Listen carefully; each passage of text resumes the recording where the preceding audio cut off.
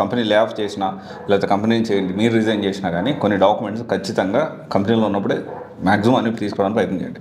Company నుంచి బయటకు వచ్చిన తర్వాత నో వన్ విల్ రెస్పాండ్. ఇదైతే రియాలిటీ. అది గుర్తుపెట్టుకోండి, మైండ్ఫుల్గా ఉండండి ఈ విషయంలో. అండ్ దీనికి సంబంధించి రిలీవింగ్ లెటర్ తీసుకోవాలి, ఖచ్చితంగా రిలీవింగ్ లెటర్ తీసుకోవాలి, ఎక్స్పీరియన్స్ సర్టిఫికేట్ తీసుకోవాలి, ఫుల్ అండ్ ఫైనల్ సెటిల్మెంట్. దీనివల్ల ఎన్ని ప్రాబ్లమ్స్ వస్తాయి తెలుసా, ఈ ఫుల్ అండ్ ఫైనల్ సెటిల్మెంట్ తీసుకోక.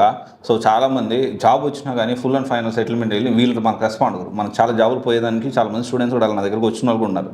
Okay, and full and final settlement important, form 16 important, salary slips important, PF details important.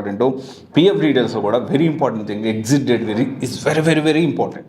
Proper exit అనేది ఉండాల్సిన అవసరం ఉంది, ఎందుకంటే it is going to reflect కనిపిస్తుంది. సో ఈ మధ్య కొత్తగా ఈ డెలీట్ ఆప్షన్ వచ్చింది, కానీ జనరల్గా ఏంటంటే పిఎఫ్ అనేది ఖచ్చితంగా ఎగ్జిట్ ఆప్షన్ అనేది మనం తెలుసుకోవాలి. అండ్ దీంతో పాటు ఎన్ఓసి, నో అబ్జెక్షన్ సర్టిఫికేట్, లీగల్గా ఎలాంటి ఇష్యూస్ ఏంటి అనేది, అంటే కొంత కాన్ఫిడెన్షియల్లీ మెయింటైన్ చేయడానికి మనకు సంతకాలు అవి తీసుకుంటూ ఉంటారు. సో ఇవి కూడా నో ఎన్ఓసి తీసుకోవాలి.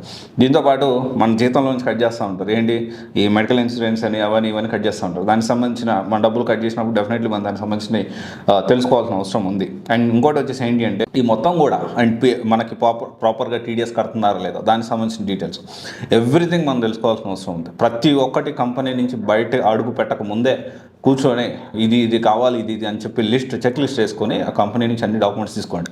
కంపెనీ నుంచి బయటకు వచ్చారనుకోండి మీ మాట ఎవ్వరైనా